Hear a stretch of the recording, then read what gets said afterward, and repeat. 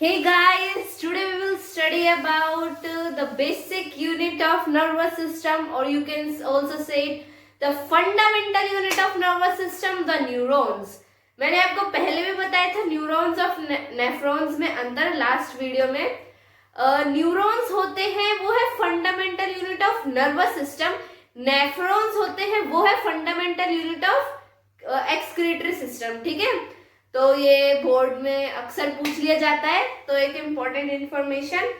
ठीक है, नाउ अब हमें स्ट्रक्चर ऑफ न्यूरॉन पढ़ना क्यों जरूरी है, कोई बताएगा? कैसे बताओगे? अच्छा चलो, हम न्यूरॉन्स का स्ट्रक्चर इसीलिए पढ़ते हैं क्योंकि जो हमारा ब्रेन है, जो हमारी स्पाइनल कॉर्ड है, यही तो मेन पार्ट है हमारे नर्वस सिस्टम के. अब सॉरी, अब ये जो हमारा जो ब्रेन है और स्पाइनल कॉर्ड है, ये न्यूरॉन्स या नर्व सेल्स, न्यूरॉन्स को हम नर्व सेल्स भी कहते हैं, इन्हीं से बना होता है.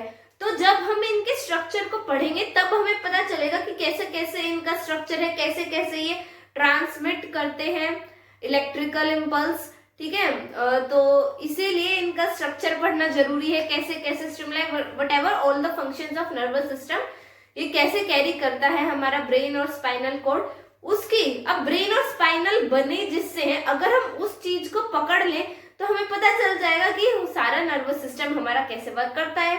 ठीक है, तो मैं इसमें आपसे रिक्वेस्ट करूंगी कि इस लेक्चर के लिए आप अपने हाथ में पेन और कॉपी या पेपर, जिसे आप संभाल कर रख सके अपने 10th के बोर्ड तक, उस पर ये नोट डाउन करें हर चीज जो मैं लिखवाऊंगी, और साथ में आपका डायग्राम भी ये याद हो जाएगा आई स्वेयर. ठीक है, तो let us start the structure of neuron. Now सबसे पहले मैं आपको डायग्राम बताऊंगी कि कैसे कैसे डायग्राम है, क्या क्या है. ठीक है, तो let us make the diagram first.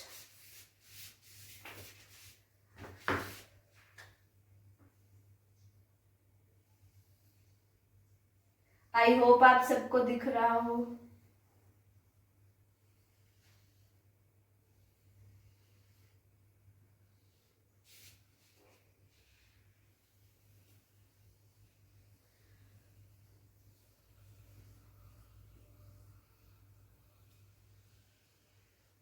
दिख रहा है नीचे वाला पार्ट? यस.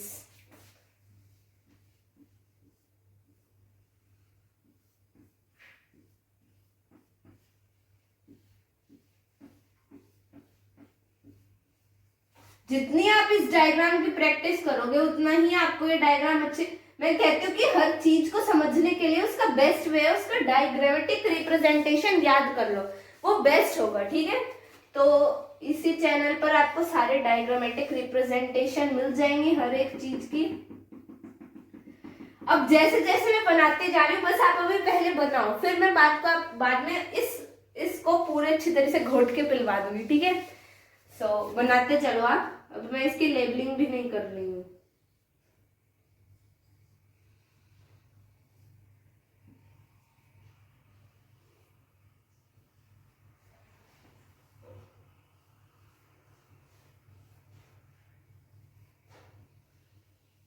कैरी ऑन, आप जल्दी से इसे बनाएं. I am giving you 5 seconds only.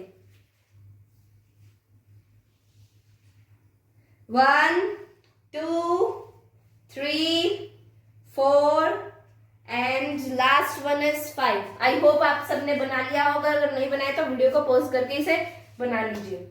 Now we will discuss about this structure now. ठीक है, हम जल्दी जल्दी से इसके बारे में डिस्कस कर लेते हैं. क्या क्या इंपॉर्टेंस है इस स्ट्रक्चर के, फर्दर पार्ट्स की क्या क्या इंपॉर्टेंस है वो भी हम जान लेते हैं. ठीक है, तो what is this? This is neuron,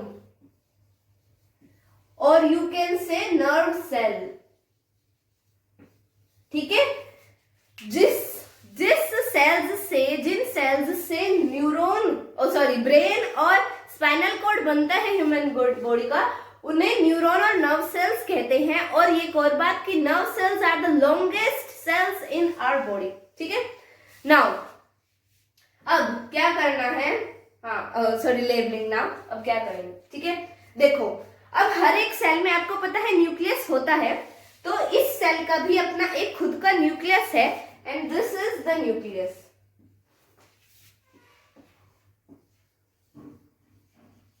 ठीक है, ये है इसका न्यूक्लियस। नाउ अब ये इतना पार्ट आप देख रहे हो ना, ये पार्ट, ये इस पार्ट को हम सेल बॉडी कहते हैं। व्हाट?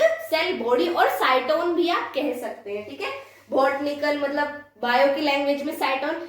एक और बात की, जितना आप अपने पेपर में, एग्जाम में जितनी आप बायोलॉजिकल लैंग्वेज यूज करोगे उतने आपको और अच्छे मार्क्स मिलेंगे, क्योंकि टीचर आपसे इंप्रेस होगा, ठीक है। जैसे आप इंग्लिश और हिंदी में अच्छे वर्ड्स लाते हो ना ढूंढ ढांढ के, वैसे ही बायो में आप जैसे सेल बॉडी है उसे आप साइटोन कह के लिखो तो ज्यादा इंप्रेशन अच्छा आएगा। तो मैं यहाँ लिख देती हूँ साइटोन है, साइटोन या सेल बॉडी व्हाटएवर, बट मैंने आपको बता दिया आप साइटोन लिखे, ठीक है। इतना पार्ट ये साइटोन पार्ट है, ठीक है। अब ये है हमारे डेंड्रोन्स, ये जो लाइन निकल रही है ये है डेंड्रोन्स, और जो इसकी ब्रांचेस, जो डेंड्रोन्स की ब्रांचेस है उन्हें हम क्या कहते हैं? Dendrites. Okay, so these are dendrites. दिखाती हूं मैं कैसे इसका सिंप्लीफाई मतलब मॉडिफाइड हो रहा है। मान लो ये बॉडी है, ये डेंड्रोन्स है हमारे, मान लो, ठीक है। अगर ये डेंड्रोन्स है तो ये जो पार्ट्स फर्दर सब डिवाइड होगा इसे हम डेंड्राइट कहेंगे, ठीक है। तो ये है डेंड्रोन्स एंड दीज आर डेंड्राइट्स, ठीक है। तो ये भी आप नोट कर लीजिए ताकि कंफ्यूजन ना हो बाद में। अब ये हो गया हमारे सेल बॉडी का पार्ट, और ये है ग्रेन्युलर। आप इसमें ग्रेन्यूल्स देख सकते हो ना, मैं सारी बात आपको बाद में बताऊंगी, अभी मैं सिर्फ आपको मोटा मोटा बता रही हूँ, ठीक है। ये है हमारी ग्रेन्यूल्स, यहाँ पे थोड़े थोड़े छोटे छोटे टुकड़े से आपको दिख रहे हैं ये पार्ट्स, ये है हमारे ग्रेन्यूल्स, ठीक है। अब ये जो नर्व सेल है इसका जो साइटोप्लाज्म है उसमें ग्रेन्यूल्स प्रेजेंट है, तो इसीलिए उस मतलब नर्व सेल का साइटोप्लाज्म है उसे हम क्या कहते हैं? ग्रेन्युलर साइटोप्लाज्म, ठीक है। So this is our granular, खाली को याद करते हो, ग्रेन्युलर। आई होप आप सब ये नोट कर रहे होंगे, नोट करना बहुत इंपॉर्टेंट है, ठीक है। ग्रेन्युलर साइटोप्लाज्म, ठीक है। ये इतना हमारा अबव पार्ट हो गया है, ओके। तो आप इतनी जल्दी से नोट करें, 1 2 3 4 एंड 5। नाउ अब हम नीचे वाले पार्ट, ये लंबी सी स्ट्रिप दिख रही है आपको, ये जो स्ट्रिप है, ये can you see this long strip is known, this long strip part of the nerve cell, it is known as what? Axon, ठीक है। ये एक्सोन है, ठीक है। इस स्ट्रिप वाले पार्ट को हम क्या कहते हैं? अभी मैं सब कुछ बताऊंगी, बस आप अभी सुनते जाओ। ये स्ट्रिप वाला पार्ट है, ये एक्सोन है, ठीक है। नाउ अब देखो यहाँ पर ये मैंने क्या डिजाइन चित्रकारी से करी है, ये चित्रकारी देखो, ये है माइलिन शीट, ये मैंने ऐसे बनाया है, ऐसे और ये ऐसे। तो ये जो इनर वाली, ये वाला जो पार्ट है ये है माइलिन शीट, माइलिन शीट, ठीक है। और जो ये आउटर वाला पार्ट है ये है न्यूरीलेमा,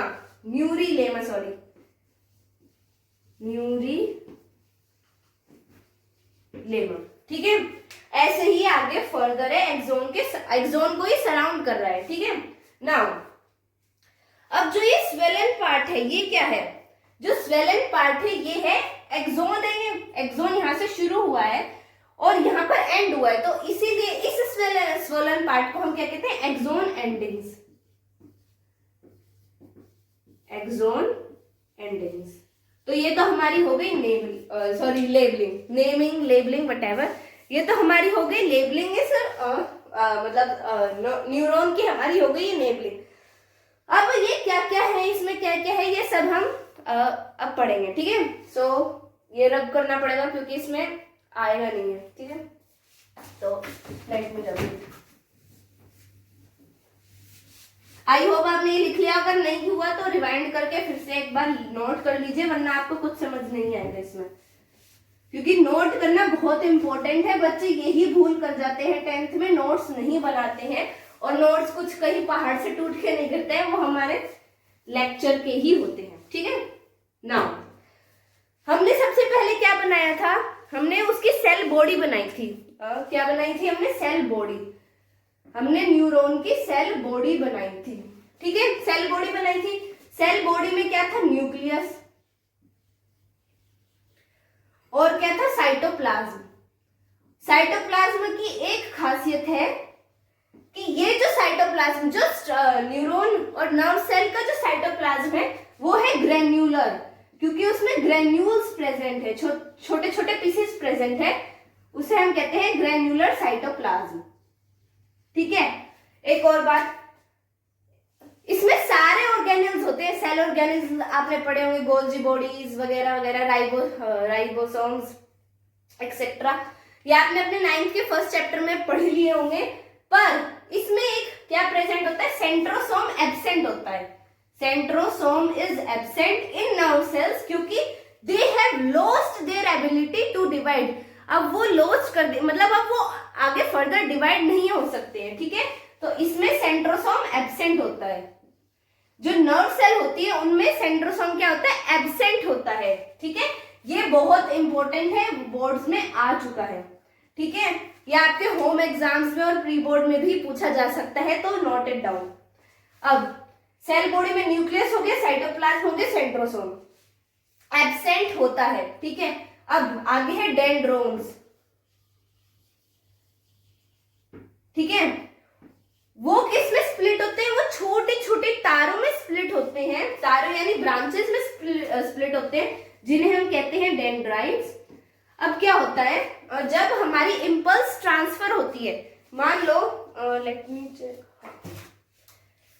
मान लो ये एक नर्व सेल है और एक ये नर्व सेल है। अब जो इसका मान लो ये है डेंड्राइट, डेंड्राइट्स ये है, इस वाली का ये है, ठीक है।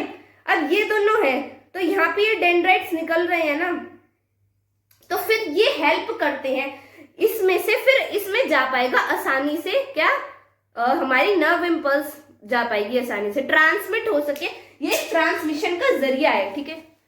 This is a pathway for the transmission of nerve impulse, ठीक है, electrical impulse, whatever you can से इट, ठीक है। तो डेंड्रोन्स और जो डेंड्राइट्स हैं वो हेल्प क्या करते हैं, वो इसमें हेल्प करते हैं कि क्या कहते हैं, वो नर्व इंपल्स कंडक्ट करती हैं एक साइटोन से दूसरे साइटोन में। तो नोट इट डाउन फर्स्टली,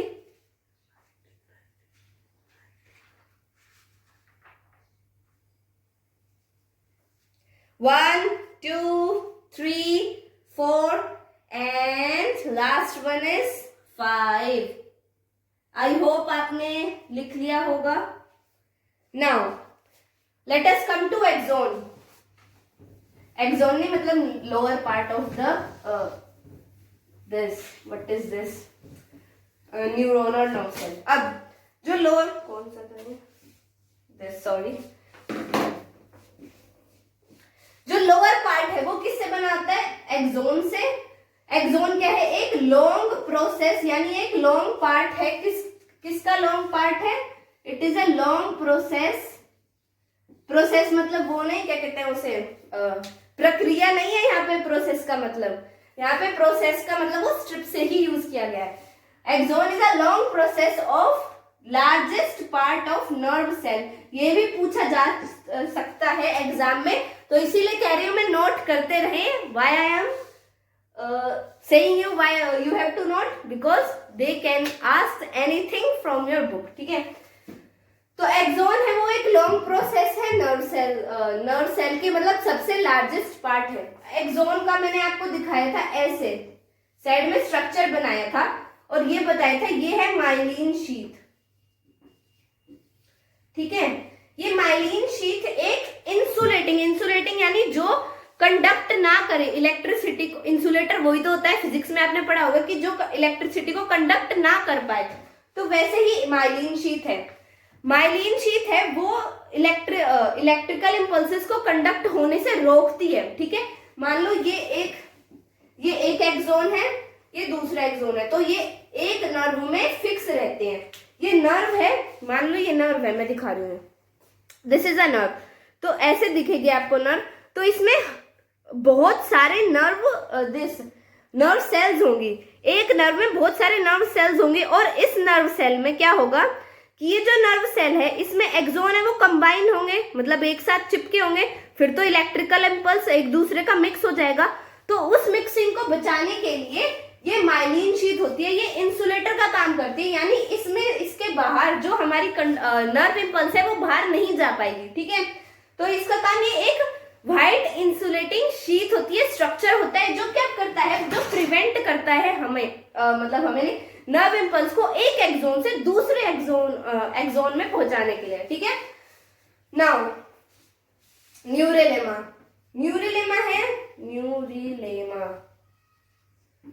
न्यूरेलेमा क्या है? न्यूरेलेमा है एक बहुत पतली सी एक थिन वो होती है जो माइलिन शीथ को कवर करती है। ठीक है, so this was all about. अब मैंने आपको ऐसे बनाया था, ये एक्सोन थी और यहाँ पे माइलिन शीथ, फिर माइलिन शीथ ऐसे, तो इसमें बीच में गैप्स थे। ठीक है, तो इन गैप्स को हम क्या कहते हैं? Nodes of Ranvier. इन ये जो गैप्स दिख रहे हैं आपको, ये यहाँ पे, इन गैप्स को हम कहते हैं nodes of Ranvier. These gaps are known as nodes of Ranvier. ठीक है, ये नोड्स क्या होते हैं? नोड्स होता है गैप्स, तो उसे थोड़ा टेक्निकल टर्म में इन्हें हमने कहा है nodes of rain wire. So first note it down fast. Now अब एक्सोन का लास्ट पार्ट,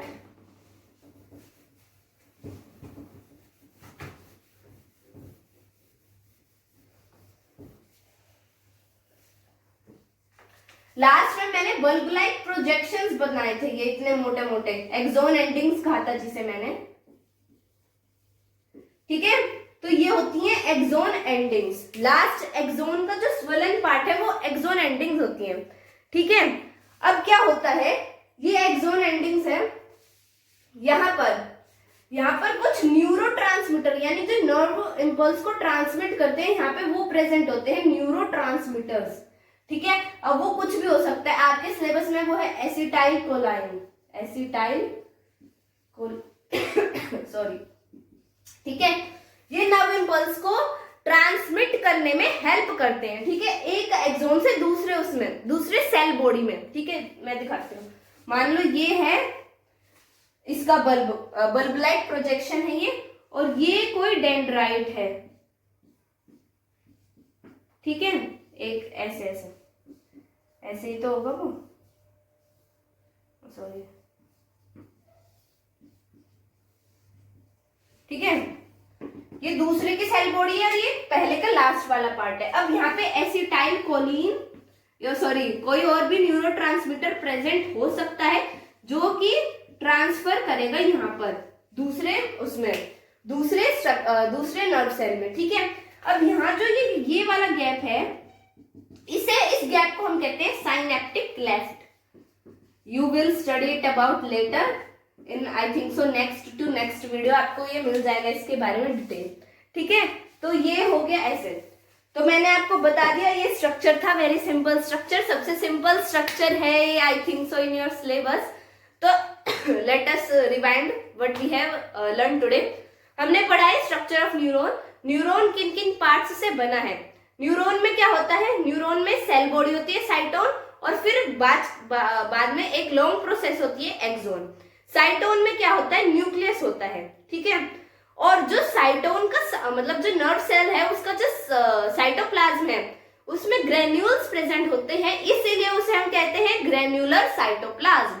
अब ग्रेन्युलर साइटोप्लाज्म है, इसमें कौन सा ऑर्गेनेल सेल ऑर्गेनेल नहीं प्रेजेंट होता, इसमें सेंट्रोसोम एब्सेंट होता है। क्यों? क्योंकि जो नर्व सेल है वो डिवाइड नहीं कर सकती हैं, फर्दर डिवाइड नहीं कर सकती हैं। ठीक है, उसके बाद हम लोअर पार्ट पर आते हैं, एक्सोन। एक और चीज, मान लो ये एक्सोन है, सॉरी ये एक्सोन है, और फिर ये ऐसे सॉरी ये ऐसे है। अगर यहाँ से भी ब्रांचेस निकल जाए, एक्सोन एक और ऐसे निकल जाए, तो उस पार्ट को हम कोलेट्रल कहते हैं. Sorry it was left. Collateral branches of axon है वो. ठीक है, अब कोलेट्रल्स हो गए, फिर एक्सोन. एक्सोन मतलब उनकी कवरिंग होती है साइड में. फर्स्ट कवरिंग होती है माइलिन शीथ, जो एक इंसुलेटिंग लेयर होती है.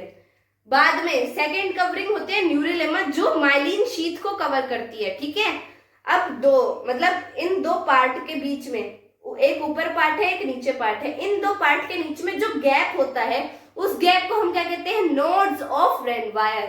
अब लास्ट में एक्सोन एंड होगा तो उसका एक स्वोलन बल्ब लाइक प्रोजेक्शन होता है. प्रोजेक्शन इज स्वोलन पार्ट होता है, स्वोलन एंड होता है. उस एंड में न्यूरोट्रांसमीटर प्रेजेंट होते हैं ताकि हम नर्व इंपल्स को ट्रांसफर कर सके दूसरे नर्व सेल में. ठीक है, तो और दूसरे नर्व सेल और एक नर्व सेल और दूसरे नर्व सेल में थोड़ा सा गैप प्रेजेंट होता है, और उस गैप को क्या कहते हैं, synapse. That we will study I think so next video. So ये था सिंपली स्ट्रक्चर था, बहुत इजी था, पर आराम से अगर आप एक बार देख लो वीडियो, नोट्स बना लो, तो आपके लिए बहुत हेल्पफुल होगा. सो आई होप आपको ये लेक्चर बहुत पसंद आया होगा. And if you like, please press on the like button and subscribe to my channel and share among your friends so they also get benefited from this lecture. So thank you.